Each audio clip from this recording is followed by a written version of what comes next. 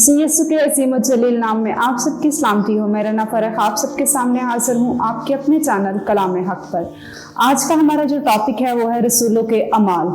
आज के टॉपिक में हम रसूलों के अमाल का मुख्तसर सा जायजा ले सकेंगे। रूह कुदस के कामों से हौसला पाकर दिलेरी से अपने ईमान का इजहार कर सकेंगे। गवाही देने में रूह कुदस की मदद के मुख्तलिफ तरीकों के बारे में जान सकेंगे। नए अहदनामे की 27 किताबें 4 हिस्सों में तकसीम की गई हैं। नए अहदनामे की चारों अनाजील के बाद तारीख की एक किताब आती है। इस किताब का नाम है रसूलों के अमाल। इस किताब का नाम रसूलों के अमाल इसलिए है क्योंकि ये बयान करती है कि यीशु मसीह के आसमान पर उठाए जाने के बाद पतरस, पालूस और दूसरे रसूलों ने क्या कुछ किया।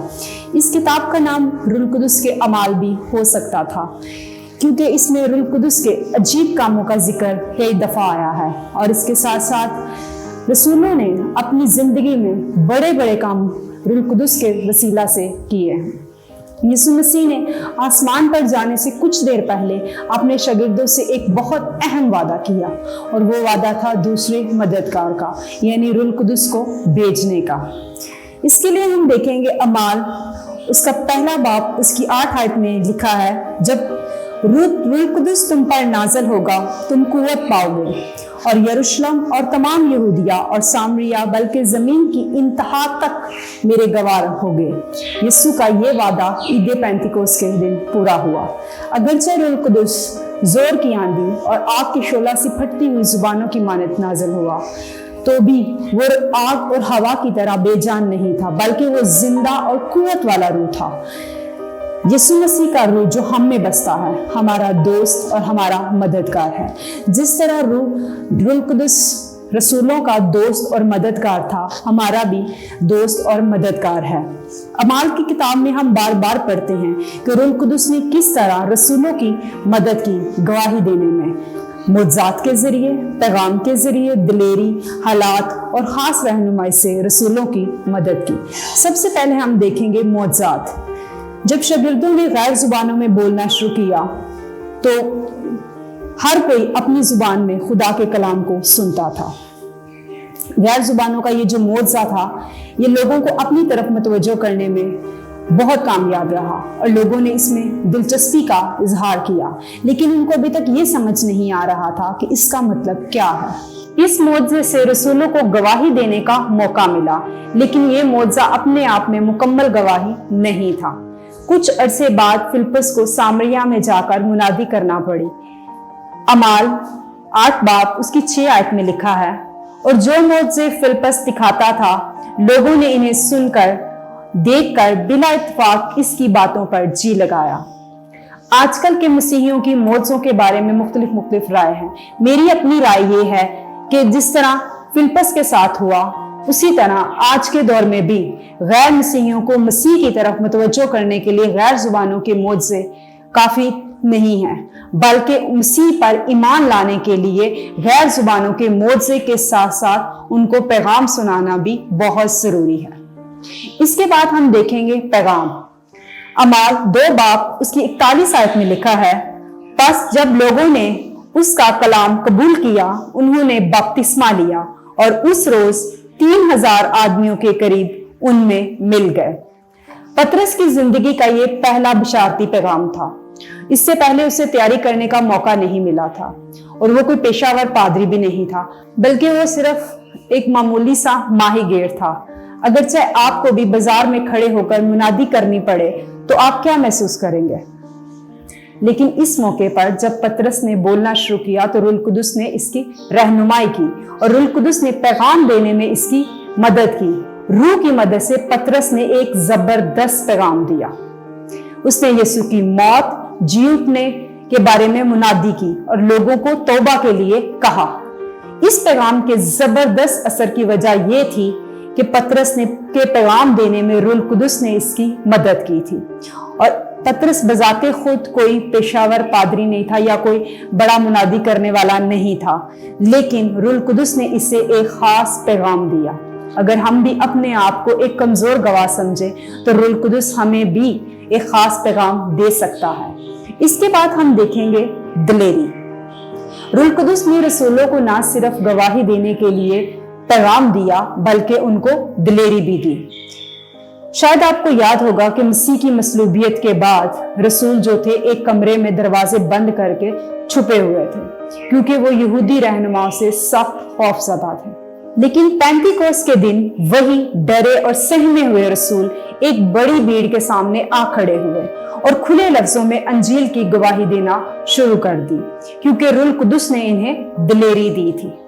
यहूदी रहनुमाओं ने इनको मुनादी करने से रोकने की कोशिश की। हन्ना और कायफा ये वो यहूदी रहनुमा हैं जो यीशु मसीह की मौत के जिम्मेदार थे। शायद वो रसूलों को भी मौत की सजा देते। ये ख्याल ना करें कि रसूलों के लिए गवाही देना इतना आसान था। हम देखते हैं कि यहूदी रहनुमाओं ने मसीह की मौत के बाद रसूलों को एक बार फिर से पकड़ लिया और इनसे पूछताछ की और इनको कोड़े लगाए, लेकिन रसूल ये सजा पाकर भी खुश थे। इसके लिए हम देखेंगे अमाल 5 बाब उसकी 41 आयत में लिखा है, बस वो अदालत से इस बात पर खुश होकर चले गए कि हम उस नाम की खातिर बेइज्जत होने के लायक तो ठहरे। इसके बाद हम देखेंगे हालात। पैगाम और मौजज़ात को इस्तेमाल करने के साथ साथ रूह कुदुस ने हालात को भी खुशखबरी फैलाने का एक जरिया बनाकर इस्तेमाल किया। अमाल 8 बाब उसकी 1 आयत में लिखा है, और साउल उसके कत्ल पर राजी था। उस दिन उस कलीसिया पर जो यरूशलेम में थी बड़ा जुल्म बरपा हुआ और रसूलों के सिवा सब लोग यहूदिया और सामरिया की अतराफ में परगंदा हो गए, मतलब बिखर गए। ये तकलीफें इब्तदाई मसीहियों को जरूर बहुत बड़ी लगी होंगी और ये भी मुमकिन है कि उन्होंने खुदा से शिकायत की हो कि तूने हम पर इतनी बड़ी तकलीफें क्यों आने दी। लेकिन खुदा सारे हालात पर इख्तियार रखता है। वो इन मुश्किल हालात और मुखालफतों को भी अपने काम को बढ़ाने के लिए इस्तेमाल कर सकता है। रूह कुदुस किस तरह मुश्किल हालात को खुशखबरी फैलाने की मदद के लिए इस्तेमाल कर सकता है। मुमकिन है कि इब्तदाई मसीही को अगर ये तकलीफों का सामना ना करते तो वो यरूशलेम में ही ठहरे रहते, लेकिन उन्हें इन तकलीफों का सामना करना पड़ा तो वो यहूदिया, सामरिया और इर्द गिर्द के इलाकों में फैल गई। इस तरह खुशखबरी हर तरफ फैल गई। पाकिस्तान में भी मुश्किल हालात में जो है वो खुशखबरी को फैलाने का जरिया बने। पंजाब में मसीहत जो थी पंजाब में शुरू हुई और पंजाबियों को मुलाजमत के सिलसिले में एक सिरे से दूसरे सिरे तक जाना पड़ा। इस तरह वो मुल्क के हर हिस्से में गए और जो खुशखबरी की मुनादी है वो हर तरफ फैल गई और अब पाकिस्तान के हर जिले में मसीही पाए जाते हैं।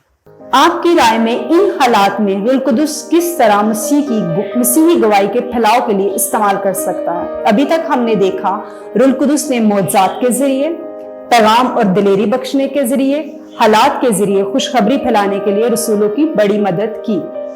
इसके बाद हम देखेंगे खास रहनुमाई। रूह कुदुस ने गाहे बगाहे गवाही देने के लिए रसूलों की खास रहनुमाई की। मिसाल के तौर पर एक दफा खुदा ने फिलिप्पस को एक अफ्रीकी हबशी ख्वाजा के पास भेजा जो जंगल में से गुजर रहा था और रूह कुदुस की मदद से वो उस शख्स जो जंगल में से गुजर रहा था उसके सामने आ खड़ा हुआ, जो खुशखबरी की मुनादी सुनने के लिए पहले से तैयार था। जंगल में हबशी ख्वाजा के बारे में अपने आप जानना फिलिप्पस के लिए मुमकिन नहीं था, मगर उसने रूह कुदुस की आवाज को सुना और उसके हुक्म पर अमल किया और रूह कुदुस ने उसकी खास रहनुमाई की तो वो उस शख्स को जो खुशखबरी की मुनादी पहले से सुनने के लिए तैयार था उसके सामने आ खड़ा हुआ। अगर आप भी ऐसा कुछ करना चाहते हैं तो आप रूह कुदुस की आवाज को सुने, इसके हुक्म पर अमल करें और आप किसी ऐसे शख्स से मिल सकते हैं जो खुशखबरी की मुनादी सुनने के लिए पहले से तैयार हो। ये काम हर दफा इतनी आसानी से नहीं हुआ।